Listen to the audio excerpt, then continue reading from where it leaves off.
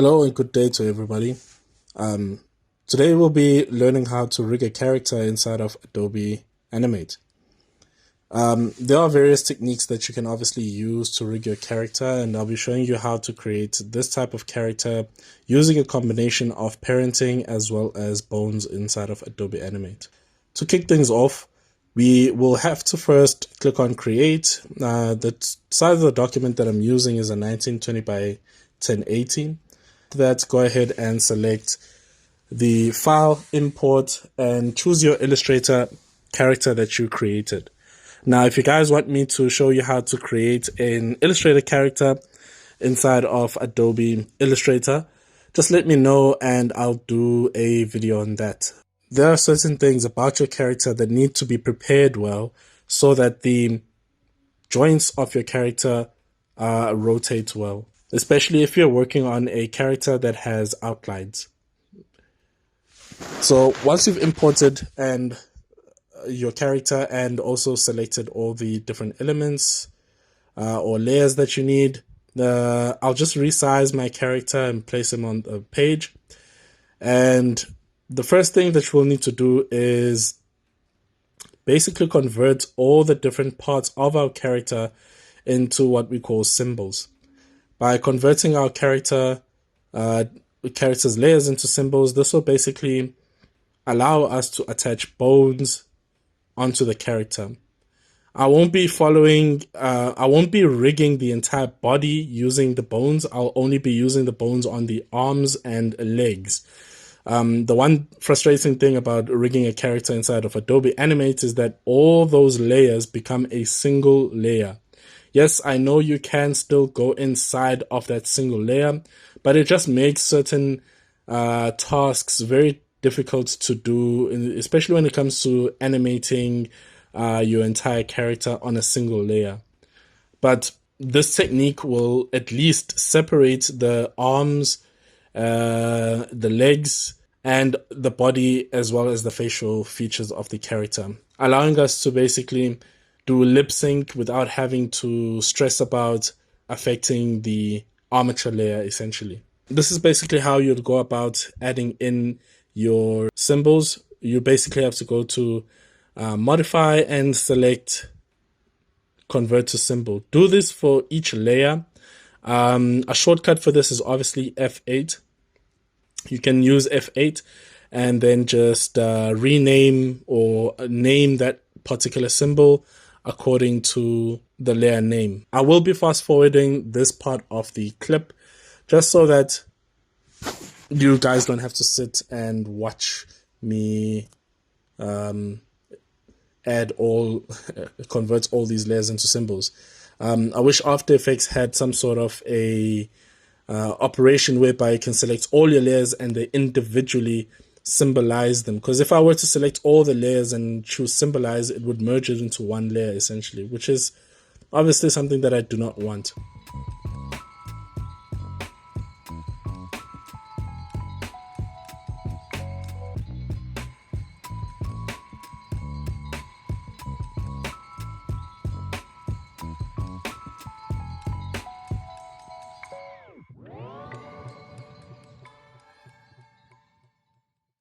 After all your layers have been symbolized, we can now go ahead and start adding in our bones.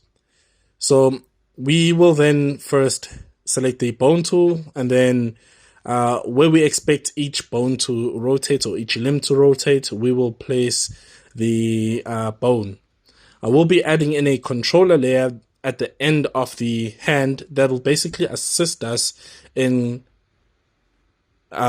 adding in an extra bone essentially, so that we can limit or rather put constraints so that our hand doesn't rotate too far. Without that controller, we are unable to do that.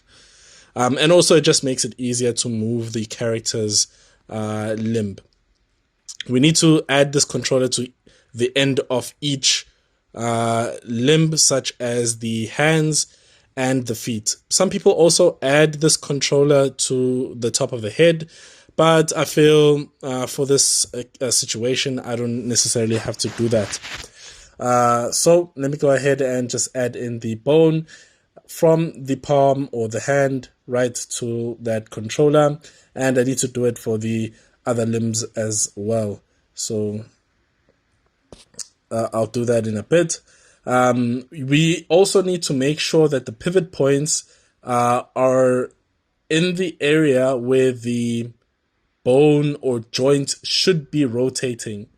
You can turn your layer into outlines just so that you can make sure that those limbs are rotating accurately and do not have any spaces. You'll see as I go along in this video how I do that.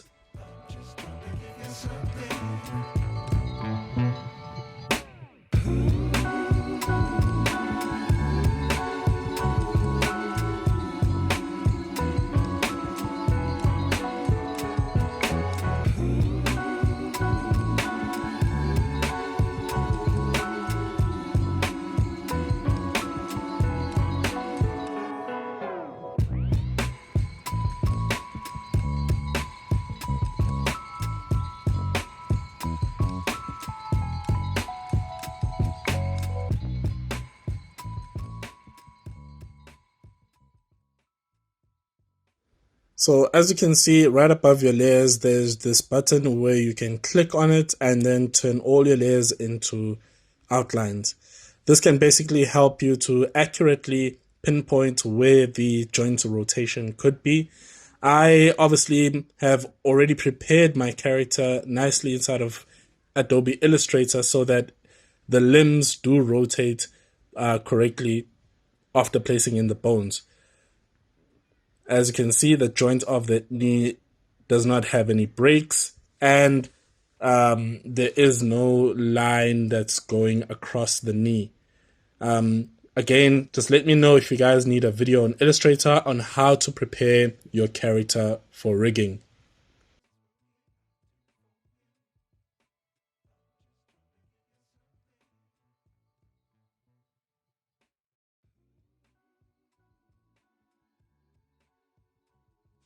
Now that the bones have been created, I'm just going to go ahead and rename the layers.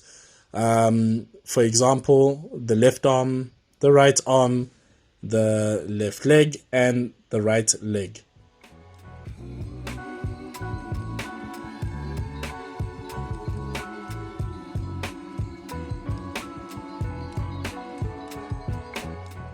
Now that all my limbs have been turned into bones, we can now move over to the step whereby we parent all these layers so that they all move as one when we move the waist around. So all of these layers will be connected using layer parenting. So to do layer parenting, we basically have to click on the parenting button over at the top and start parenting. So essentially the root area will be the waist for me. You guys can choose the torso. That for some people that works. It's just that I'm so used to using the torso to attach my entire body. The neck will be parented over to the torso. The arms will be also parented to the torso. The head will be parented to the torso. All the facial features, the nose will be parented to the face, but all the other features will be parented to the nose, except for the pupils will be parented to the eyes. Just to make our life easier with moving the eyes. If you want to make sure both eyes are moving in the same direction when we move one of them, you can parent one of the pupils to the other pupil so that if you move one of the pupils, the other pupil moves with it. So for example, you could parent the right pupil to the left pupil, and whenever you move the left pupil, the right pupil will follow the left pupil.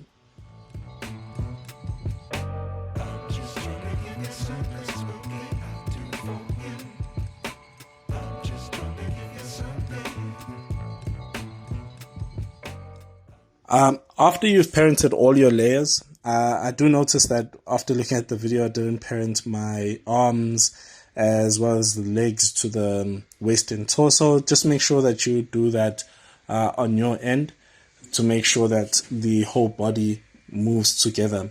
At the moment now, I'm adding in the constraints to the arms as well as the legs. So just find your properties panel over on the right hand side. If you don't see it, you can always go to Window and select properties from the Windows panel.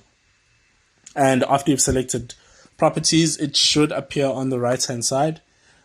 Make sure you first select the bone that you want to apply a constraint to, otherwise you won't see the constraint options. Select the bone, then look for properties. After you found properties, look for the constraint rotation, not constraint translation. Translation is for movement, whereas rotation is obviously for the rotation of the actual limb. Now, depending on the limb that you've clicked on, they have different types of constraints. You can't bend your knee backwards unless you want to break it.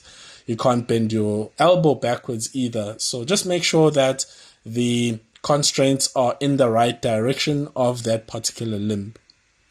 For the feet, I should actually be adding in either socks to my character, or otherwise add in like a circle in the background there, just so that when I rotate those feet, I don't have any problems. So yeah, go ahead and just add the finishing touches to your character until you are happy.